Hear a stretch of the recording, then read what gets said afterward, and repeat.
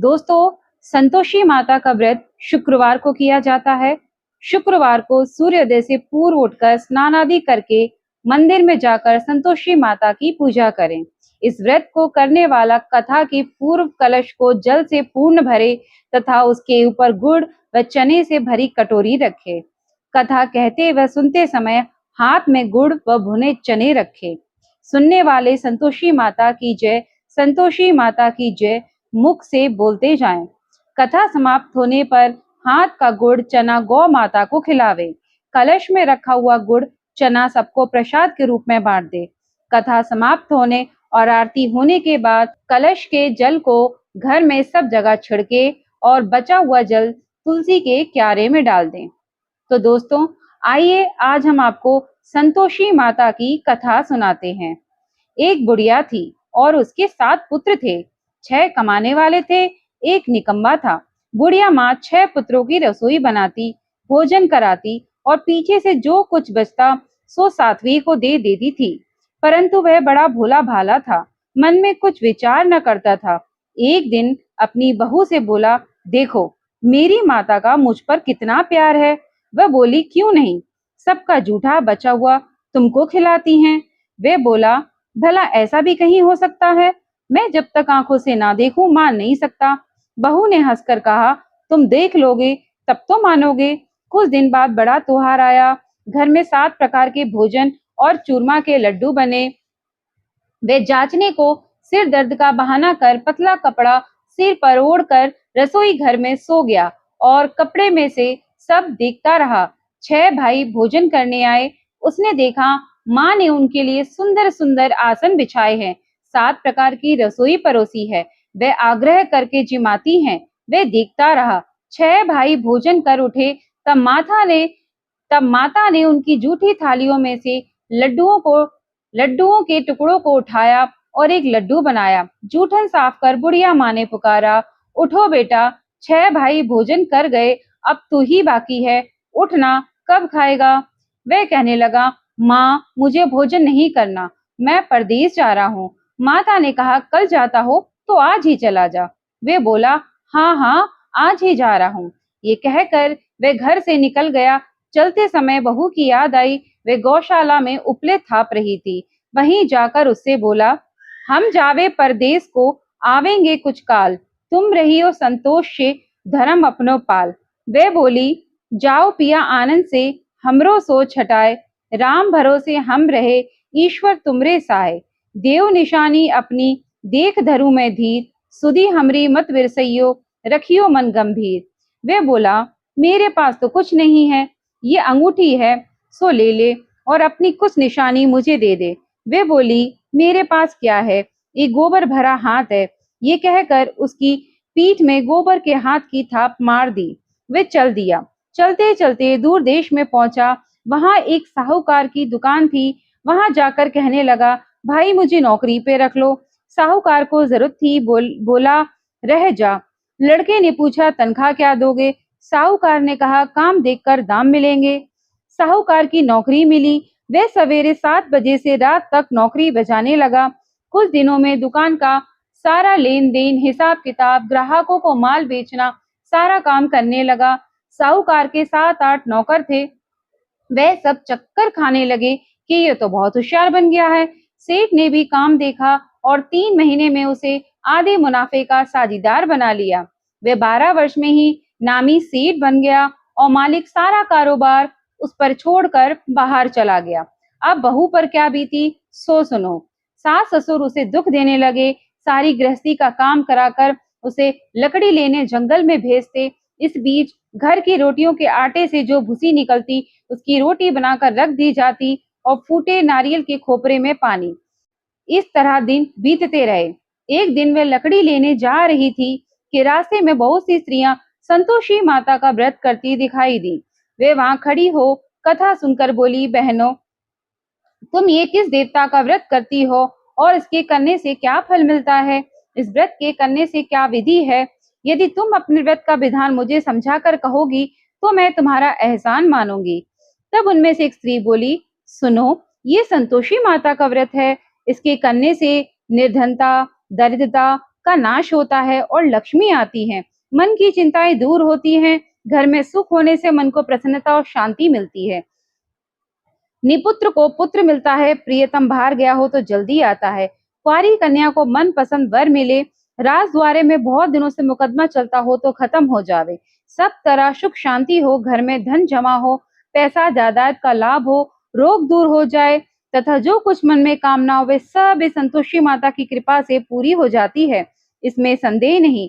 वे पूछने लगी, ये व्रत कैसे किया जाए ये भी बताओ तो बहुत बड़ी कृपा होगी। स्त्री कहने लगी, ₹1.25 का गुड़ या चना लेना, इच्छा हो तो ₹5.25 का लेना या ₹11.25 का भी सहूलियत अनुसार लेना। बिना परेशानी, श्रद्धा और प्रेम से जितना बन सके सवाया लेना। ₹1.25 से ₹5.25 तक, इससे भी ज्यादा शक्ति और भक्ति अनुसार ले। हर शुक्रवार को निराहार रहे, कथा कहना सुनना, इसके बीच क्रम न टूटे, लगातार नियम पालन करना। सुनने वाला कोई ना मिले तो घी का दीपक जला उसके आगे जल के पात्र को रखकर कथा कहना, परंतु नियम न टूटे और जब तक कार्य सिद्ध न हो नियम पालन करना और कार्य सिद्ध हो जाने पर ही व्रत का उद्यापन करना। 3 मास में माता फल पूरा करती हैं। यदि किसी के खोटे ग्रह हो तो भी माता 1 वर्ष में अवश्य कार्य को सिद्ध करती हैं। कार्य सिद्ध होने पर ही उद्यापन करना चाहिए, बीच में नहीं। उद्यापन में 2.5 सेर आटे का खाजा तथा इसी परिणाम से खीर तथा चने का साग करना।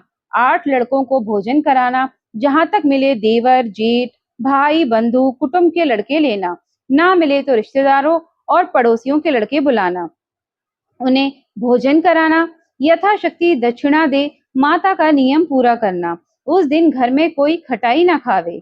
ये सुनकर बुढ़िया की लड़के की बहू चल दी। रास्ते में लकड़ी के बोझ को बेच दिया और उन पैसों से गुड़ चना ले माता की व्रत की तैयारी कर आगे चली और सामने मंदिर देख पूछने लगी, ये किसका है? सब कहने लगे, संतोषी माता का मंदिर है। ये सुन माता के मंदिर में जा माता के चरणों में लौटने लगी, दीन होकर विनती करने लगी, माँ मैं निबट मूर्ख हूँ, व्रत के नियम कुछ नहीं जानती, मैं बहुत दुखी हूँ। हे माता जगजननी, मेरा दुख दूर कर, मैं तेरी शरण में हूँ। माता को दया आई। एक शुक्रवार बीता कि दूसरे शुक्रवार को ही उसके पति का पत्र आया और तीसरे को उसका भेजा हुआ पैसा भी आ पहुंचा। ये देखकर जिठानी मुंह सिकुड़ने लगी, इतने दिनों में पैसा आया, इसमें क्या बड़ाई है। लड़के ताने देने लगे, काकी के पास अब पत्र आने लगे, रुपया आने लगे, अब तो काकी की खातिर बढ़ेगी, अब तो काकी बोलने से भी नहीं बोलेगी। बेचारी सरलता से कहती, भैया पत्र आवे, रुपया आवे तो हम सबके लिए अच्छा है। ऐसा कहकर आंखों में आंसू भरकर संतोषी माता के मंदिर में आ मातेश्वरी के चरणों में गिरकर रोने लगी। माँ, मैंने तुमसे पैसा नहीं मांगा, मुझे पैसे से क्या काम, मुझे तो अपने सुहाग से काम है। मैं तो अपने स्वामी के दर्शन और सेवा मांगती हूँ। तब माता ने प्रसन्न होकर कहा कि जा बेटी, तेरा स्वामी आएगा। ये सुन खुशी से बावली हो घर में जाकर काम करने लगी। अब संतोषी माँ विचार करने लगी, इस भोली पुत्री से मैंने कह तो दिया तेरा पति आवेगा, पर आवेगा कहाँ से? वे तो इसे स्वप्न में भी याद नहीं करता, उसे याद दिलाने मुझे जाना पड़ेगा। इस तरह माता के बुढ़िया के बेटे के पास जा स्वप्न में प्रकट हो कहने लगी, साहूकार के बेटे, सोता है या जागता है? वह बोला, माता सोता भी नहीं हूँ जागता भी नहीं हूँ, बीच में ही हूँ, कहो क्या आज्ञा है। माँ कहने लगी, तेरा घर बार कुछ है या नहीं? वह बोला, मेरा सब कुछ है माता, माँ बाप भाई बहन बहू, क्या कमी है? माँ बोली, भोले पुत्र, तेरी स्त्री घोर कष्ट उठा रही है, माँ बाप उसे दुख दे रहे हैं, वे तेरे लिए तरस रही है, तू उसकी सुधि ले। वे बोला, हाँ माता, ये तो मुझे मालूम है, परंतु मैं जाऊं तो जाऊं कैसे? परदेश की बात है, लेन देन का कोई हिसाब नहीं, कोई जाने का रास्ता नजर नहीं आता, कैसे चला जाऊं? माँ कहने लगी, मेरी बात मान, सवेरे नहा धोकर संतोषी माता का नाम ले, घी का दीपक जला, दंडवत कर दुकान पर जा बैठना। देखते देखते तेरा लेन देन सब चुक जाएगा, जमा माल बिक जाएगा और सांझ होते होते धन का ढेर लग जाएगा। वे सवेरे बहुत जल्दी उठकर संतोषी माता को दंडवत कर घी का दीपक जला दुकान पर जा बैठा। थोड़ी देर में वे क्या देखता है कि देने वाले रुपया लाए, लेने वाले हिसाब लेने लगे, कोठे में भरे सामानों के खरीदार नगद दाम में सौदा करने लगे। शाम तक धन का ढेर लग गया। माता का चमत्कार देख प्रसन्न हो मन में माता का नाम ले घर ले जाने के वास्ते गहना कपड़ा खरीदने लगा और वहां के काम से निपट कर वे घर को रवाना हुआ। वहां बहू बेचारी जंगल में लकड़ी लेने जाती, लौटते वक्त माँ के मंदिर पर विश्राम करती। वह तो रोजाना उसका रुकने का स्थान था। दूर से उड़ती धूल को देखकर माता से पूछती है, हे माता, ये धूल कैसी उड़ रही है? तब माँ कहती है, हे पुत्री, तेरा पति आ रहा है। अब तू ऐसा कर, लकड़ियों के 3 बोझ बना ले, एक नदी किनारे रख, दूसरा मेरे मंदिर पर और तीसरा अपने सिर पर। तेरे पति को लकड़ी का गट्ठा देखकर मोह पैदा होगा, वह रुकेगा, नाश्ता पानी बना खाकर माँ से मिलने जाएगा। तब तू लकड़ियों का बोझ उठाकर घर जाना और बीच चौका में गट्ठा डालकर 3 आवाजें जोर से लगाना। लो सासू जी, लकड़ियों का गट्ठा लो, भूसी की रोटी दो और नारियल के खोपरे में पानी दो। आज कौन मेहमान आया है? माँ की बात बहू सुनकर बोली, बहुत अच्छा माता। कहकर प्रसन्न हो लकड़ियों के 3 गट्ठे ले आई। एक नदी के तट पर, एक माता के मंदिर पर रखा। इतने में एक मुसाफिर आ पहुंचा। सूखी लकड़ी देख उसकी इच्छा हुई कि अब वे यहीं विश्राम करे और भोजन बना खाकर गांव जाए। इस प्रकार भोजन बना विश्राम कर वे गांव को गया, सबसे प्रेम से मिला। उसी समय बहू सिर पर लकड़ी का गट्ठा लिए आती है। लकड़ी का भारी बोझ आंगन में डाल जोर से 3 आवाज देती है, लो सासू जी, लकड़ी का गट्ठा लो, भूसी की रोटी दो, नारियल के खोपरे में पानी दो। आज कौन मेहमान आया है? ये सुनकर सास बहारा अपने दिए हुए कष्टों को भुलाते हुए कहती है, बहू, ऐसा क्यों कहती हो? तेरा मालिक ही तो आया है। आ बैठ, मीठा भात खा, भोजन कर, कपड़े गहने पहन। इतने में आवाज सुनकर उसका स्वामी बाहर आता है और अंगूठी देख व्याकुल हो पूछता है कि माँ, ये कौन है? तब माँ कहती है, बेटा, ये तेरी बहू है। आज 12 वर्ष हो गए जब से तू गया है, तब से सारे गांव में जानवर की तरह भटकती फिरती है। काम काज घर का कुछ करती नहीं, 4 समय आकर खा जाती है। अब तुझे देखकर भूसी की रोटी और नारियल के खोपरे में पानी मांगती है। वह लज्जित हो बोला, ठीक है माँ, मैंने इसे भी देखा और तुम्हें भी देखा। अब मुझे दूसरे घर की ताली दो, मैं उसमें रहूं। तब माँ बोली, ठीक है बेटा, जैसी तेरी मर्जी। कहकर ताली का गुच्छा पटक दिया। उसने ताली ले दूसरे कमरे में जो तीसरी मंजिल के ऊपर था खोलकर सारा सामान जमाया। एक दिन में ही वह राजा के महल जैसा ठाट बाट बन गया। अब क्या था, वे दोनों सुखपूर्वक रहने लगे। इतने में अगला शुक्रवार आया। बहू ने अपने पति से कहा, मुझे माता का उद्यापन करना है। पति बोला, बहुत अच्छा, खुशी से करो। वे तुरंत ही उद्यापन की तैयारी करने लगी। जेठ के लड़कों को भोजन के लिए कहने गई। उसने मंजूर किया, परंतु पीछे जेठानी अपने बच्चों को सिखलाती हैं, देखो रे, भोजन के समय सब लोग खटाई मांगना, जिससे उसका उद्यापन पूरा ना हो। लड़के जीवने आए, खीर पेट भरकर खाई, परंतु याद आते ही कहने लगे, हमें कुछ खटाई दो, खीर खाना हमें भाता नहीं, देखकर अरुचि होती है। बहू कहने लगी, खटाई किसी को नहीं दी जाएगी, ये तो संतोषी माता का प्रसाद है। लड़के तुरंत खड़े हुए बोले, पैसे दो। भोली बहू कुछ जानती नहीं थी, सो उन्हें पैसे दे दिए। लड़के उसी समय जाकर इमली लाकर खाने लगे। ये देखकर बहू पर संतोषी माता ने कोप दिया। राजा के दूत उसके पति को पकड़कर ले गए। जेठ जिठानी मनमाने खोटे वचन कहने लगे। लूट लूट कर धन इकट्ठा कर लाया था, सो राजा के दूत पकड़कर ले गए। अब सब मालूम पड़ जाएगा जब जेल की हवा खाएगा। बहू से ये वचन सहन नहीं हुए। रोती रोती माता के मंदिर में गई कि हे माता, तुमने ये क्या किया? हंसाकर अब क्यों रुलाने लगी? माता बोली, पुत्री, तूने उद्यापन करके मेरा व्रत भंग किया, इतनी जल्दी सब बातें भुला दी। वे कहने लगी, माता, भूली तो नहीं हूँ, ना ही कुछ अपराध किया है। मुझे तो लड़कों ने भूल में डाल दिया, मैंने भूल से उन्हें पैसे दे दिए, मुझे क्षमा कर दो माँ। माँ बोली, ऐसी भी कहीं भूल होती है? वह बोली, माँ, मुझे माफ कर दो, मैं फिर तुम्हारा अध्यापन करूंगी। माँ बोली, अब भूल मत करना। वह बोली, अब ना होगी। माँ बतलाओ, अब वे कैसे आवेंगे? माँ बोली, जा पुत्री, तेरा पति तुझे रास्ते में ही आता मिलेगा। वे घर को चली। राह में पति आता मिला। उसने पूछा, तुम कहाँ गए थे? तब वे कहने लगा, इतना धन कमाया था ना, उसका टैक्स राजा ने मांगा था, बस वही भरने गया था। वे प्रसन्न हो बोली, भला हुआ, अब घर चलो। कुछ दिन बाद फिर शुक्रवार आया। वे बोली, मुझे माता का उद्यापन करना है। पति ने कहा, करो। वे फिर जेठ के लड़कों से भोजन को कहने गई। जेठानी ने एक दो बातें सुनाई और लड़कों को सिखा दिया कि तुम पहले खटाई मांगना। लड़के कहने लगे, हमें खीर खाना नहीं भाता, जी बिगड़ता है, कुछ खटाई खाने को देना।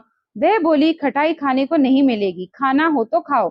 फिर ब्राह्मण के लड़कों को लाकर भोजन कराने लगी। यथाशक्ति दक्षिणा की जगह एक एक फल उन्हें दिया, जिससे संतोषी माता प्रसन्न हुई।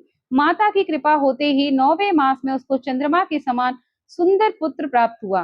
पुत्र को लेकर प्रतिदिन माता जी के मंदिर जाने लगी। माँ ने सोचा, ये रोज आती है, आज क्यों ना मैं इसके घर चलूं, इसका आसरा देखूं तो सही। ये विचार कर माता ने भयानक रूप बनाया।